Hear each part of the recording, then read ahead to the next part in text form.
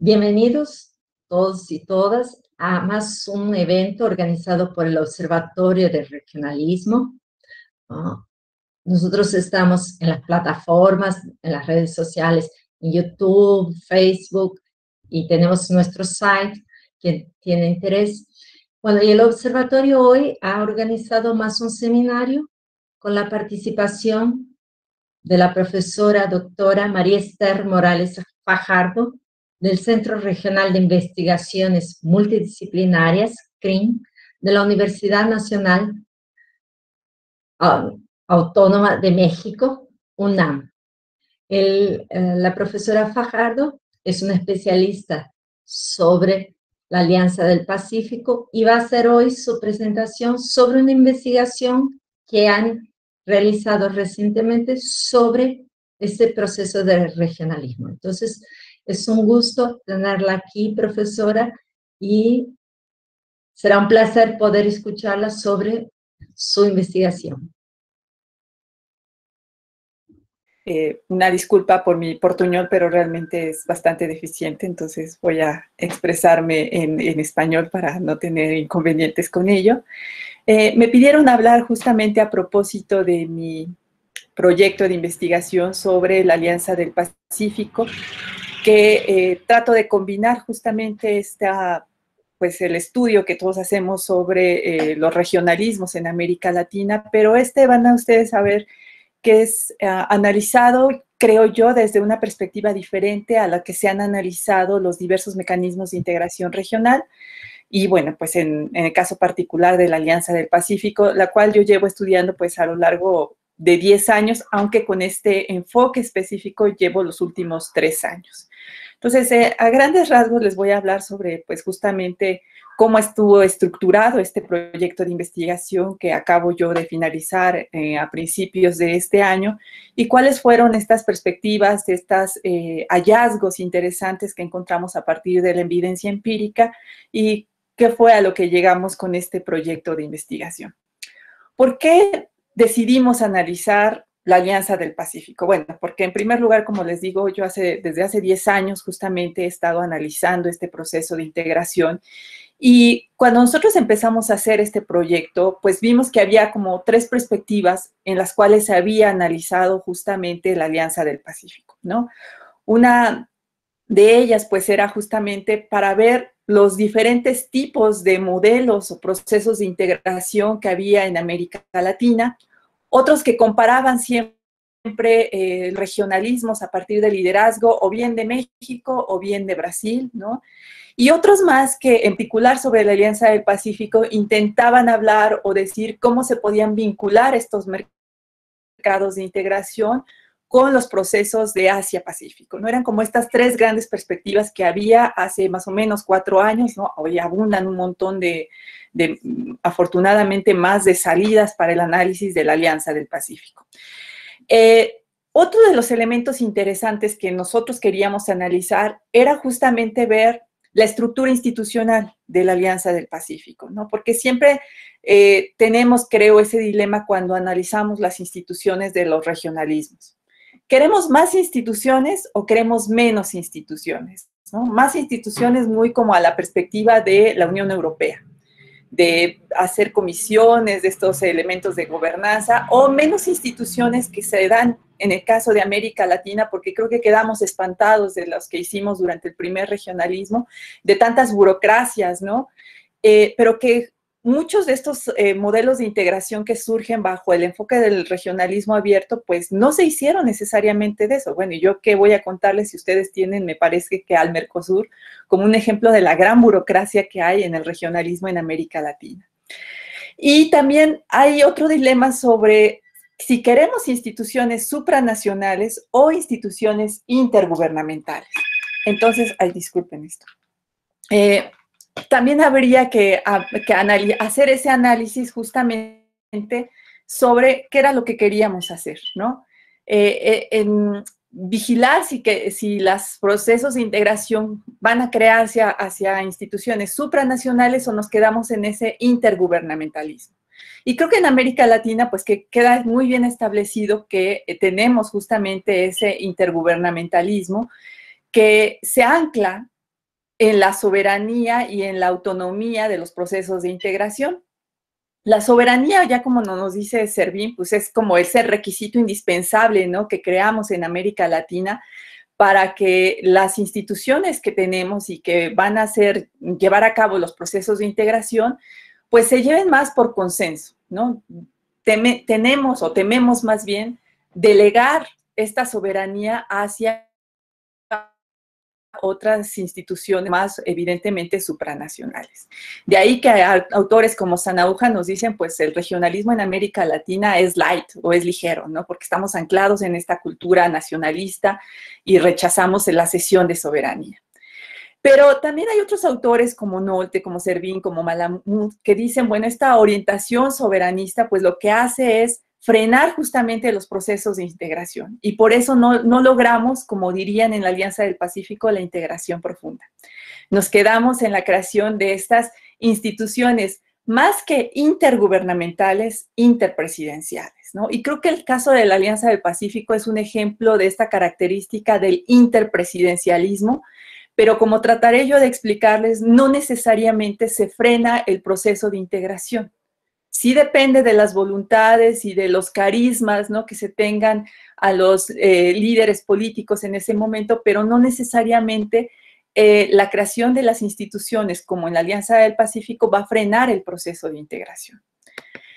En ese sentido, bueno, pues lo que vemos es que en la Alianza del Pacífico, a pesar de la diversidad de ideologías, a pesar de los caprichos de los presidentes que hemos tenido a lo largo de estos 10 años, pues las dinámicas, sobre todo, que están muy enfocadas a los procesos económicos y comerciales en la Alianza del Pacífico, logran escapar justamente a esas ideologías políticas, ¿no? O sea, sigue fluyendo, no en la medida en la que quisiéramos, el comercio y la inversión intrarregional, pero pues se logran dar. Entonces, bueno, hay autores también, como por ejemplo en el último informe sobre el Banco Interamericano de Desarrollo, Powell, que dice, los procesos de integración deberían de guiarse por una estructura más bien ligera, pero que hiciera que pudieran trabajar para lograr los objetivos justamente a lo que fueron creados. Y muchas de esta nueva institucionalidad reside en la base burocrática de las instituciones, que son los grupos de trabajo o los grupos técnicos, como se le denomina en la Alianza del Pacífico. Porque estos grupos técnicos tienen a especialistas burócratas, funcionarios públicos de cada área o temática en particular, que lo que hacen es mantener a los acuerdos vivos. Logran salvar, digamos, las dinámicas cuando están detenidas, porque están especializados en cada una de las áreas a las cuales están diseñadas estos grupos técnicos. Y es justamente en estos grupos técnicos donde nosotros nos vamos a enfocar, o nos enfocamos en este proyecto de investigación, pero vista desde un análisis de redes, de la literatura de redes, ¿no? El clásico análisis que tomamos prestado justamente de la ciencia política, y lo que decidimos es investigar un proceso de integración visto justamente desde el análisis de las policy networks o el análisis de redes. Lo que hallamos fue pues, que en la literatura latinoamericana pues, hay muy pocos, contados estudios que analicen a las instituciones y en general el funcionamiento de los procesos de integración regional en América Latina, visto desde el análisis de redes. Por supuesto que la literatura es muy amplia para el caso de la Unión Europea, porque pues, hay muchos procesos de esta gobernanza multinivel, pues se dan y ocurren esta interacción entre actores gubernamentales y no gubernamentales para crear políticas regionales o comunitarias, como reitero, en el caso de la Unión Europea. Estas redes de política, reitero, la tomamos de los autores clásicos de Rawls, ¿no? Para entenderlo justamente como este conjunto estable de relaciones que van a vincular a los actores en torno a problemáticas muy específicas para poderle dar solución justamente a estas problemáticas e ir construyendo políticas públicas. Y tienen básicamente dos características, como lo dice la literatura tradicional.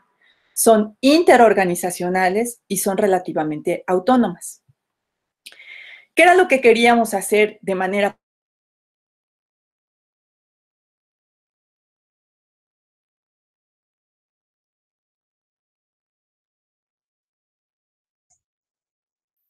Bravo. La próxima semana. Se Solamente, cortó, perdón. se cortó un poquito cuando pasaste, cuando dijiste lo que queríamos hacer, se cortó. Ok, lo que queríamos hacer era justamente analizar los grupos técnicos de la Alianza del Pacífico. No los 23 que existen, sino únicamente 2 de ellos y compararlos. Uno de ellos fue el Grupo Técnico de Cooperación y otro fue el Grupo Técnico de Servicios y Capitales. Debo de decir que inicialmente consideramos al Grupo Técnico de Cooperación y al de Transparencia Fiscal Internacional, porque existía en ese momento cuando nosotros propusimos el proyecto de investigación. Cuando nos aprueban el proyecto, el grupo había desaparecido. Entonces, si quieren, en las preguntas les puedo comentar cómo fue ese cambio, ¿no?, que hicimos hacia este nuevo grupo que fue el de Servicios y Capitales. Entonces, tenemos a 2 grupos técnicos que son diferentes en su naturaleza. Acuérdense que la naturaleza de la Alianza del Pacífico es económico-comercial. Busca tener un mercado de libre comercio, busca la libre movilidad de los factores de producción sin necesariamente pasar por una unión aduanera, pero tiene esta naturaleza que se basa mucho, digamos, en las características del regionalismo abierto. Entonces, lo que elegimos fue escoger justamente un grupo técnico que obedecía a esa naturaleza de la Alianza del Pacífico, que es el Grupo Técnico de Servicios y Capitales, porque se enfoca justamente en la libre movilidad de los factores de los servicios y de, sobre todo, el capital, la inversión, que era lo que a nosotros nos llamaba la atención. Y otro grupo técnico que escapa a esa naturaleza, que es la de la cooperación, y que, sin embargo, está en uno de los pilares que dan origen justamente a la Alianza del Pacífico. Queríamos ver entonces cómo funcionaban estos 2 grupos para 2 países en particular. No podíamos ampliarlos a los 4 porque ni el tiempo ni los recursos financieros nos daba para ello. Entonces, escogimos a los grupos técnicos de México y de Colombia y queríamos hacer la comparativa de ellos 2, analizar cómo habían evolucionado y, en particular, tomar un proyecto de cada uno de ellos. Ahora les voy a mencionar qué proyectos tomamos de cada uno de ellos, ¿no? La idea era observar si estos grupos técnicos, a partir del análisis de redes, podían propiciar el funcionamiento o la creación de políticas públicas regionales o se quedaban ancladas en el ámbito del nacionalismo al cual responden las instituciones de la Alianza del Pacífico. En ese sentido, bueno, pues la hipótesis que nosotros propusimos, también a partir de todos los recursos teóricos del análisis de redes, era que los intereses y los recursos que se ponen en juego en los actores, en estas 2 redes que nosotros tomamos, llámese Grupo Técnico de Cooperación y Grupo Técnico de Servicios y Capitales, se determinan justamente por las formas del regionalismo abierto. Es decir, ver qué tanto estaban inmersas en estas características o qué tanto podían escapar a las dinámicas del regionalismo abierto y avanzar justamente a la creación de políticas más regionales. En algún sentido que pudieran, digamos, si no dar soberanía, sí tener un espacio más comunitario, no tan anclado al ámbito de la soberanía de cada uno de los países que estaban involucrados.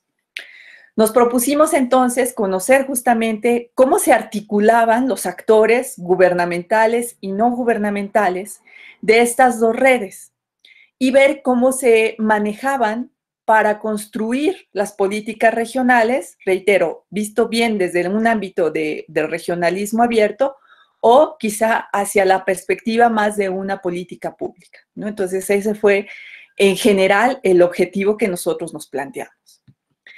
¿Cómo hicimos para poder hacer este análisis? Bueno, reitero, pues nos basamos en el análisis de redes y a partir de la literatura tradicional de redes, sistematizamos o caracterizamos las redes que nosotros encontramos bajo 2 enfoques, ¿no? ¿Qué es lo que dice o qué es lo que marca la literatura de Marsh y de Rhodes? Una son las redes temáticas y la otra son las comunidades políticas o las comunidades de políticas. La red temática, vista así de manera, digamos, general, se integra por muchísimos participantes. que establecen, bueno, pues estas relaciones, intercambian recursos y que tienen más dificultades en el proceso de negociación, porque tienen muchos intereses dispersos y por lo tanto no necesariamente está presente el elemento del consenso, sino más bien son relaciones conflictivas. Y aquí el Estado puede tener, digamos, o fungir únicamente como un vigilante en el cumplimiento de estas redes, ¿no? Entonces, en sí mismo, nosotros observamos que la Alianza del Pacífico funciona justamente como una red temática, aunque esta estructura jerarquizada, ciertamente, determinada por los presidentes, es lo que influye. Pero vista desde estos 23 grupos, desde el Consejo de Ministros, desde los presidentes, desde los grupos de alto nivel, en sí mismo toda la estructura de la Alianza del Pacífico es una red temática. Pero cuando nosotros bajamos ese análisis para nuestros dos grupos técnicos que analizamos, nuestras dos redes, nosotros consideramos, y yo voy a tratar de darles la evidencia, de que son comunidades políticas, porque hay un menor número de participantes que están en cada una de estas redes, que intercambian información de manera más frecuente, que tienen recursos limitados e intereses limitados. Son, por lo tanto, pues estos grupos temáticos, los 23 grupos temáticos, se acercan más justamente a la comunidad política. De hecho, aquí el papel de los actores gubernamentales es fundamental para poder articular los intereses de los demás actores que están permanentemente intercambiando información e están interactuando. Entonces, bueno, pues se acercan más a esta, digamos, caracterización de las comunidades políticas. ¿Qué estrategias y qué métodos nosotros empezamos a colocar ya de manera más metodológica? Bueno, caracterizamos entonces, ya fueran o redes temáticas o comunidades de políticas, por el número de actores, el número de intereses, los actores involucrados, las intensidades con las que intercambiaban información, la estabilidad en sus relaciones. Empezamos a ver qué actores tenían una posición más central para la toma de decisiones, qué actores podían tener, digamos, este elemento bisagra, ¿no?, de actuar para resolver conflictos, qué actores se quedaban en la marginalidad y no querían ser parte de esas resoluciones que tomaban los grupos técnicos. Y también, pues lo que hicimos fue mucho trabajo cualitativo, ¿no? Además de la revisión documental en las minutas de estos grupos de trabajo, por supuesto nos tuvimos que acercar a las cancillerías y ver quiénes eran los grupos de enlace o los elementos de enlace de cada una de las burocracias para podernos acercar a conocer justamente estas minutas. La evolución, por ejemplo, del Grupo Técnico de Cooperación, pudimos conocer toda la evolución desde el 2011, desde que surgen inicialmente, desde su primera reunión, hasta diciembre del 2017. Y en tanto que del Grupo Técnico de Servicios y Capitales, los 3 primeros años los obtuvimos información a partir de entrevistas semiestructuradas justamente con los funcionarios públicos que actúan como los puntos de enlace. Y después, a partir del 2014 al 2019, ya tenían ellos las minutas. Estos actores políticos gubernamentales ya tenían en sus manos las minutas. Entonces, sí pudimos hacer esta revisión documental. Elaboramos a partir de esta revisión de las minutas unas bases de información para dar el seguimiento de la evolución de cada uno de estos grupos técnicos, cuáles eran sus temas prioritarios y cómo lograron crear cada quien su propio proyecto. Ahora, también un poquito más adelante les voy a decir qué proyecto vimos en cada uno de estos grupos técnicos. En el caso específico del Grupo Técnico de Cooperación, aplicamos un cuestionario a 28 instituciones de educación superior de Colombia y a 50 en el caso de México. Y también hicimos entrevistas semiestructuradas, reitero, para los funcionarios públicos de cada uno de estos grupos técnicos, pero en el caso específico también del Grupo Técnico de Cooperación, pudimos bajar a hacer entrevistas con instituciones de educación superior en México y en Colombia. En el caso del Grupo Técnico de Servicios y Capitales, ya no nos fue posible hacer estas entrevistas que queríamos hacer con los empresarios porque justamente se atravesó el periodo de la pandemia y nos fue imposible realizar este trabajo.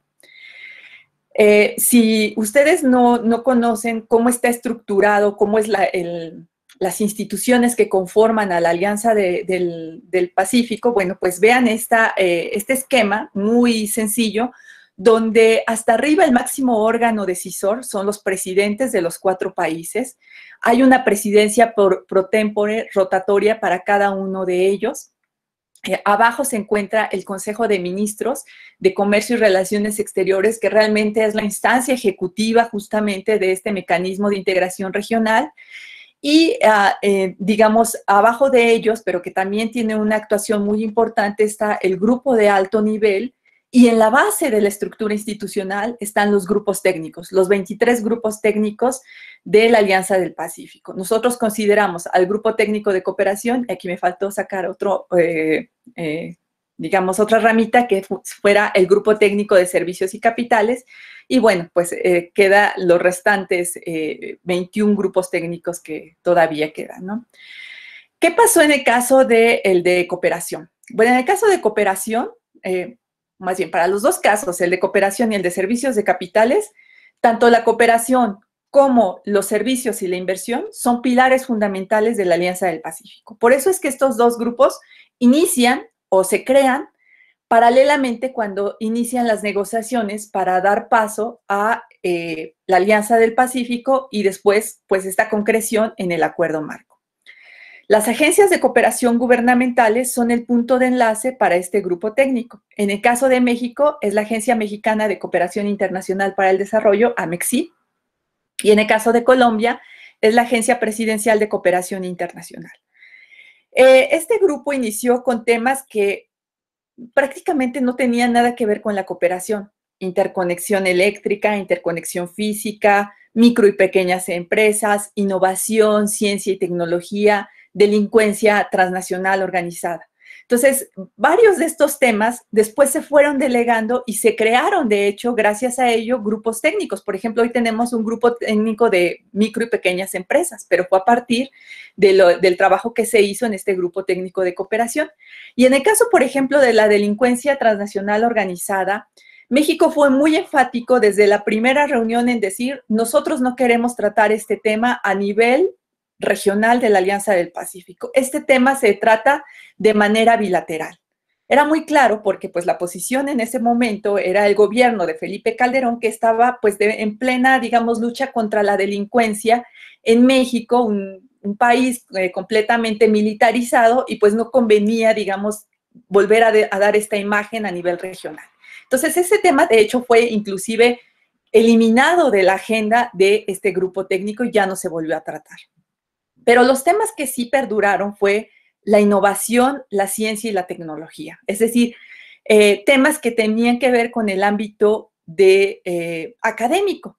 Y a partir de tratar este tema académico, se desarrolló uno de los proyectos fundamentales de este grupo técnico, que es la Plataforma de Movilidad Académica y Estudiantil, además de otros 6 proyectos que sí han funcionado para este grupo.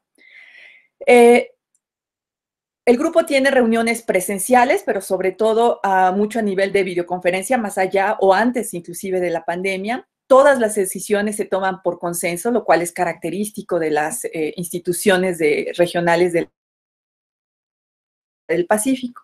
Después de analizar esta evolución de cómo se creó el grupo técnico, cómo se discutían los temas, bajamos al proyecto en particular, que fue la plataforma de movilidad. Hallamos que fue una propuesta de México, quien fue el que colocó, ¿no?, a la mesa de discusión de los demás integrantes, poder tener una iniciativa de movilidad para académicos y para estudiantes.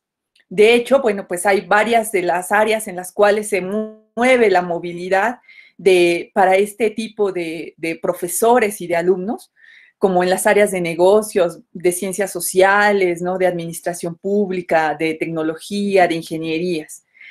Inicialmente iniciaron con 75 becas otorgadas por país. Hoy tienen cada quien 100 becas que se otorgan de manera anual en estas convocatorias de movilidad.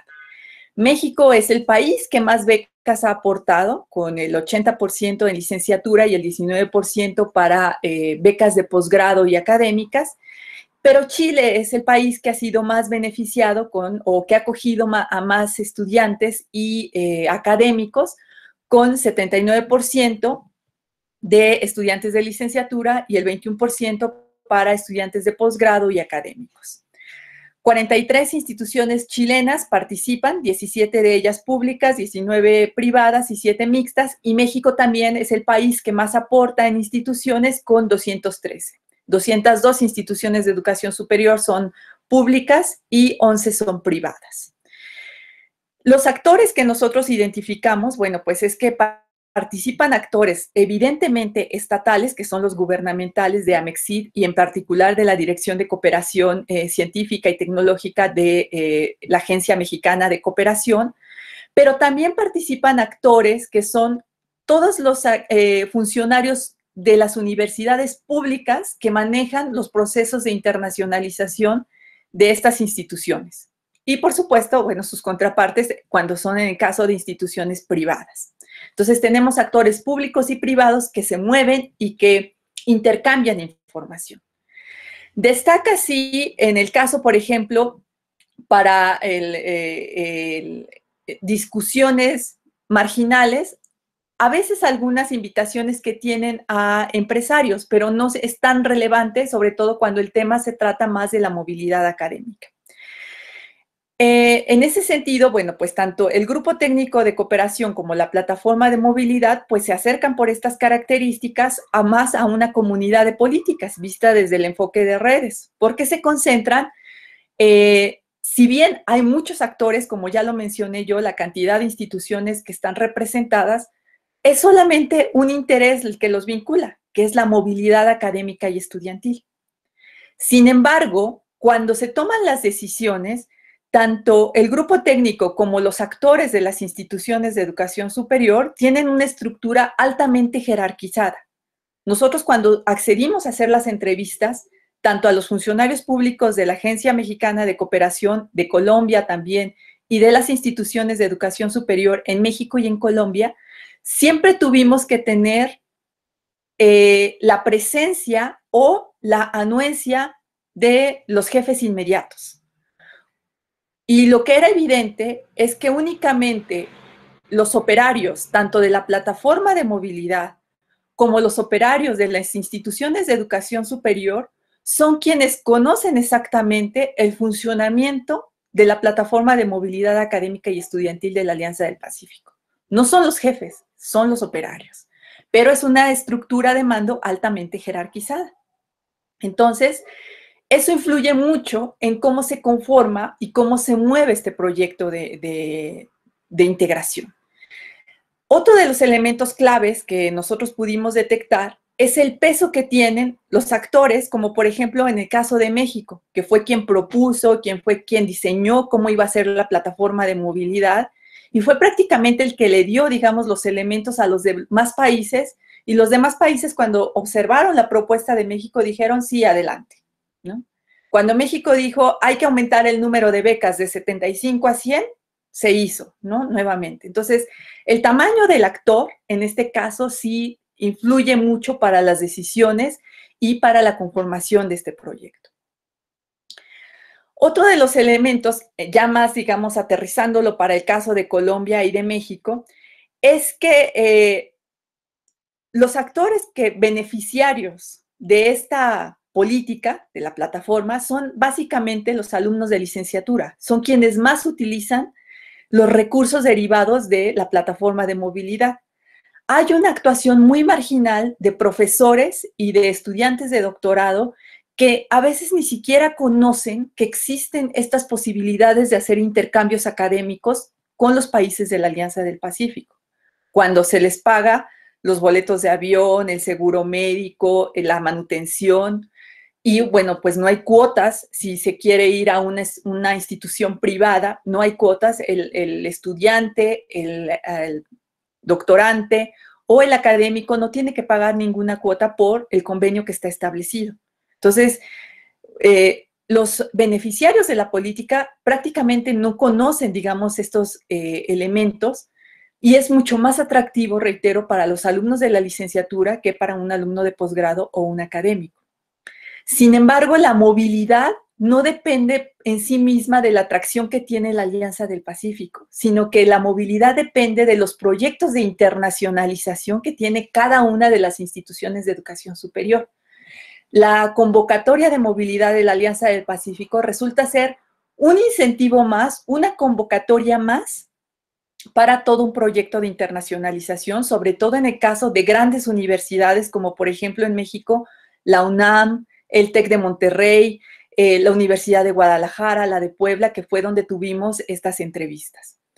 Y bueno, pues reitero, profesores y estudiantes de posgrado son actores muy marginales que no se sienten parte de esta política. En el caso también de México, observamos que no hay un proceso de preselección claro para los estudiantes o beneficiarios de esta política. Y en el caso de Colombia sí existe un proceso de preselección muy detallado donde interviene no solamente la Agencia de Cooperación, sino que interviene ICETEX, que es este instituto de intercambio para el extranjero muy especializado y que no depende de la Agencia de Cooperación de Colombia, sino que depende del Ministerio de Cultura y de Educación. En Colombia, bueno, pues hay un 45% de los que, a partir del cuestionario que hicimos, que sabían que existía este proceso de preselección, pero un 34% no sabía, no sabía que conocían o que tenían a este intermediario del ICETEX a través del Comité Nacional de Becas para otorgarles este beneficio. Y en el caso de México, bueno, el porcentaje de desconocimiento de un proceso de preselección para las instituciones de educación superior es altísimo, es más del 50%. Otra de las evidencias que también nosotros hallamos fue que mientras los actores de las agencias de cooperación nos decían que ellos establecían un intercambio muy fluido, muchísima comunicación con las instituciones de educación superior, cuando lo contrastamos nosotros con las instituciones de educación superior, ellos decían, no, o sea, nunca tenemos contacto con los funcionarios de las agencias de cooperación, a veces ni nos responden las llamadas, no nos contestan los correos. Entonces hay una perspectiva totalmente diferente entre los actores gubernamentales y los actores no gubernamentales. En el caso del siguiente grupo, que es el grupo de servicios y capitales, también como les mencioné anteriormente, pues surge en el 2011, es un pilar también de la Alianza del Pacífico. Aquí los puntos de enlace son los ministerios de Economía y específicamente las direcciones que se encargan de la promoción de la inversión. En el caso de México es la Secretaría de Economía y de manera muy focalizada la Dirección de Comercio Internacional de Servicios e Inversión en México. Y en el caso de Colombia, los asesores de la Dirección de Inversión Extranjera y Servicios del Ministerio de Economía de Colombia. También hallamos a partir de la búsqueda de las minutas y de las entrevistas que hicimos, los temas iniciales o los temas que han sido prioritarios para este grupo técnico, que son el comercio transfronterizo, la inversión, el comité mixto, donde participan ahí los empresarios, las estadísticas de servicio e inversión, el seguimiento al MILA, que es la reunión de las bolsas de valores de los 4 países, los servicios financieros y actividades de promoción. Pero hay 2 temas que han sido básicamente los que más se le han dado el seguimiento en este grupo técnico, que es el comercio transfronterizo y la inversión. También ha desarrollado una gama de proyectos y a nosotros el que nos interesó aquí para contrastarlo con la plataforma de movilidad fue la instancia de facilitación de las inversiones de la Alianza del Pacífico, la IFIAP por sus siglas. También tiene reuniones presenciales, se reúnen de manera menos intensa que el grupo de cooperación, al menos se reúnen una vez al año, cuando en el caso del grupo técnico de cooperación se llegan a reunir casi hasta 5 o 6 veces, 7 al año, y ellos un máximo de 4 veces al año se reúnen. Y ellos también, sobre todo, se reúnen a partir de videoconferencias. La toma de decisiones también es por consenso. Y ya en el caso específico de este proyecto que fue el IFIAP, lo que nosotros observamos, bueno, el IFIAP es esta instancia que tiene por objetivo facilitar la inversión intrarregional entre los miembros de la Alianza del Pacífico y también servir como componente de atracción de inversión extranjera directa en las 4 economías. La inversión, por lo tanto, se vuelve en este punto medular. Aquí lo que hallamos fue la presencia de actores estatales y de actores internacionales, básicamente. Los empresarios juegan un papel más marginal, paradójicamente, cuando deberían de tener una mayor presencia. A partir del año 2015, nuevamente es México quien propone justamente al Banco Interamericano de Desarrollo como esta instancia para que se elaborara un diagnóstico sobre las restricciones de la inversión en la Alianza del Pacífico. Cuando México da esta propuesta, Chile inmediatamente también reacciona y dice, bueno, yo voy a hacer lo mismo ante la OCDE y vamos a ver qué organismo internacional nos conviene como Alianza del Pacífico para que pueda hacer este diagnóstico. Al final fue el BID quien hizo este estudio. En el año 2018 se presenta esta iniciativa de IFIAP para fomentar la inversión, pero un año más tarde, en el 2019, empiezan a presentarse ciertas, digamos, temores por parte de los países para ver cómo efectivamente lo iban a implementar, quién lo iba a administrar, quién iba a desarrollarlo, si el Banco Mundial, porque también el Banco Mundial entró ahí para hacer un estudio sobre la promoción de la inversión en la Alianza del Pacífico, podía ser un garante para que este mecanismo pudiera funcionar. Y en realidad el mecanismo solamente ha funcionado para hacer 2 eventos de promoción. El primero es un seminario para la inversión para la promoción de inversiones en la Alianza del Pacífico, y un segundo fue para presentar un reporte sobre competitividad de las inversiones en el mundo y en la Alianza del Pacífico. Pero en general era el informe sobre cómo estaban las inversiones en el mundo, que era pues uno de los proyectos o de las publicaciones que anualmente saca el Banco Mundial.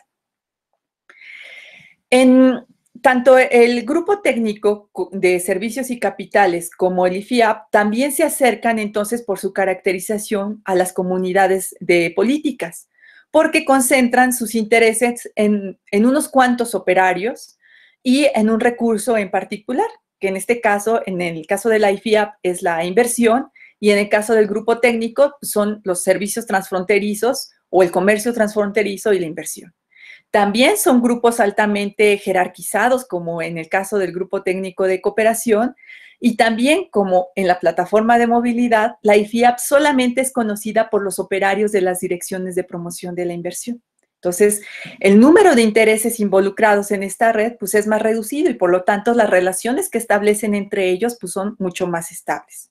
Los actores, reitero, periféricos, son en este caso los empresarios, cuando deberían de ser actores mucho más presentes, porque son quienes finalmente realizan los procesos de inversión o de movimiento y facilitación de capitales, pero no tienen los incentivos suficientes para ser partícipes en esta política. Por supuesto, no participan en las reuniones que se llevan a cabo en este grupo técnico de cooperación. Finalmente, entonces, ya acercándome un poco a las conclusiones, tanto los grupos técnicos como los proyectos que desarrollan estos grupos técnicos, pues sí ejecutan una forma de gobernanza, restringida, pero es una gobernanza. Tienen un sistema de interdependencias funcionales, ¿sí?, donde intervienen otros actores subestatales, como ya lo he mencionado yo, y que se llegan a vincular con actores no estatales. Son redes, pero el que sean redes no garantiza que tengan una adecuada forma de gobernanza, ¿no? O sea, no funcionan de manera óptica, porque la literatura de las redes nos dice que las redes ni son democráticas ni son transparentes. Y en el caso de la Alianza del Pacífico también cumplen estas 2 características. Nosotros, para poder accesar a las entrevistas, a las minutas, bueno, pues si yo les platicara todo lo que hicimos, teníamos siempre a alguien que nos estaba vigilando para poder hacer, digamos, la elaboración de la base de datos que necesitábamos. No podíamos, por supuesto, fotocopiar, no podíamos copiar, sacar una foto de un documento, no, todo teníamos que pasarlo directamente a nuestras notas o a la computadora. Por lo tanto, bueno, pues tanto estos dos grupos como sus proyectos, pues son, como le había mencionado yo, comunidades de políticas. Hay intercambio de estos recursos, las relaciones que establecen entre ellas son estables. Como ustedes ven, y digamos, contradiciendo a la literatura tradicional de las instituciones en el regionalismo latinoamericano, los grupos técnicos nunca están estáticos y nunca separan, ¿no? A pesar de las poca voluntad que tengan los presidentes o los desacuerdos que tengan entre ellos. Siempre hay un intercambio entre los funcionarios de base. Por eso es que cuando analizamos, ¿no? Cuando vemos la base del análisis de la Alianza del Pacífico, vemos la dinámica viva del proceso de integración. Aunque, pues, la característica de las instituciones de la Alianza del Pacífico, este intergubernamentalismo, pues sí da pie a que dentro de los grupos técnicos la toma sea por consensos. Pero esta toma por consenso, reitero, tampoco significa una parálisis como lo puede suponer la teoría tradicional de las instituciones. No, hay un intercambio siempre frecuente y aunque no estén de acuerdo los actores, dialogan entre ellos para poder tomar y dar propuestas de solución. Tan es así que se presentan estos proyectos. Finalmente me voy a referir un poco más a lo que es el caso de la alianza de la plataforma de movilidad, porque es de donde obtuvimos, por cuestiones previas a la pandemia, pues mucho más evidencia empírica, ¿no? Ahí, bueno, y yo también creo que en el caso se puede generalizar esta primera conclusión, que el peso de la economía sí influye mucho para las decisiones. Fue el caso de la propuesta que México dio para que se creara la plataforma de movilidad y para que fuera el Banco Interamericano y el Banco Mundial quienes crearan los proyectos que dieron origen después a la IFIAP. Los 4 países se mueven sobre todo determinados por la centralidad. Como mencioné, puede haber cambios políticos, pero no necesariamente provocan una parálisis. Los grupos técnicos tratan de ajustarse a estos cambios políticos en el corto plazo. Las segundas comunidades, bueno, son en sí mismas sus proyectos, tanto la movilidad estudiantil como la IFIAP, donde estos actores intercambian pues recursos y también mantienen relaciones mucho más estables a partir del interés que tienen en un objetivo muy centrado, que es la movilidad académica y la promoción de la inversión. Los actores también son igualmente interdependientes unos de otros. Ahí, por ejemplo, vemos mucho en el caso cómo las instituciones de educación superior dependen altamente de lo que digan los funcionarios de los 4 países para la selección de sus estudiantes. Y el Estado, pues en ese sentido, se vuelve un actor fundamental para el funcionamiento de la red. Aunque cuando ya analizamos completamente, observamos que las instituciones podrían tener un peso mucho más decisivo para el diseño de la convocatoria, para exigir mayores recursos para el funcionamiento de la plataforma. Podrían dejar de tener una marginalidad en la cual ahora están, digamos, inmersos. La plataforma de movilidad pues tampoco garantiza en sí misma pues un correcto desempeño de la gobernanza porque pues esta centralidad es evidente por parte de los actores estatales.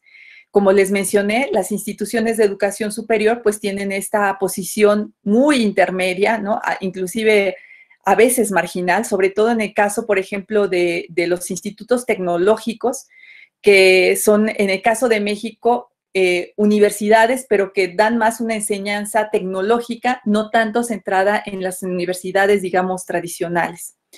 Y sobre todo, también una de las conclusiones a las cuales nosotros llegamos es que para un correcto funcionamiento de estos proyectos, tanto de la movilidad como de la promoción de la inversión, se requieren recursos públicos. Entonces, no hay los suficientes recursos públicos para poder hacer funcionar de manera óptima estos 2 proyectos, por muy buenos que sean. Sobre todo en el caso de la plataforma de movilidad, que ya tiene, ahorita va en la edición número 13, 100 becas para un país del tamaño de México es insignificante. Entonces, requiere de mucho más recursos para poder funcionar adecuadamente. Y bueno, pues ya nada más voy a enseñarles cómo se trazan, digamos, a partir de, pues, el software especializado que nosotros utilizamos, que fue el de Atlas T, cómo detectamos, ¿no?, esta centralidad de los actores, ¿no? En el caso de los grupos técnicos de cooperación, pues son las agencias las que están permanentemente inmersas, ¿no?, para la toma de decisiones. Y en el caso de la plataforma de movilidad, pues es nuevamente el actor, aunque las universidades, ¿no?, son medios en este caso.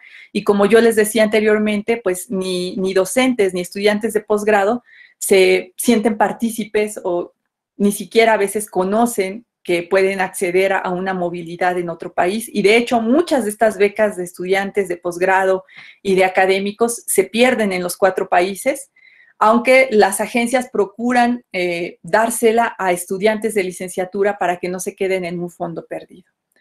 Y bueno, yo dejaría hasta aquí bueno, nada más mencionarles cuáles fueron los productos que obtuvimos. Tenemos 2 artículos científicos, uno publicado, otro en evaluación para su publicación, un proyecto de difusión hecho con una becaria, una conferencia, un seminario especializado de donde sacamos un libro, que es un libro colectivo que habla sobre redes para mecanismos de integración en América Latina. Sobre todo se abarca mucho el caso de Centroamérica, el corredor biológico, el programa Mesoamérica sin hambre, y bueno, tenemos a un autor también que analizó el reconocimiento oficial en el Mercosur. Y bueno, 2 reportes técnicos y becarios de investigación que tuvimos para este proyecto. Y bueno, pues eso sería todo. Mi correo electrónico, y estoy a sus órdenes para sus preguntas, dudas. Sé que fue muy rápido y a lo mejor pues en las preguntas podemos hablar un poco más sobre algunas dudas que tengan. Muchas gracias. No, le damos las gracias a nosotros, profesora María Esther Morales Fajardo, por su participación aquí, ¿no?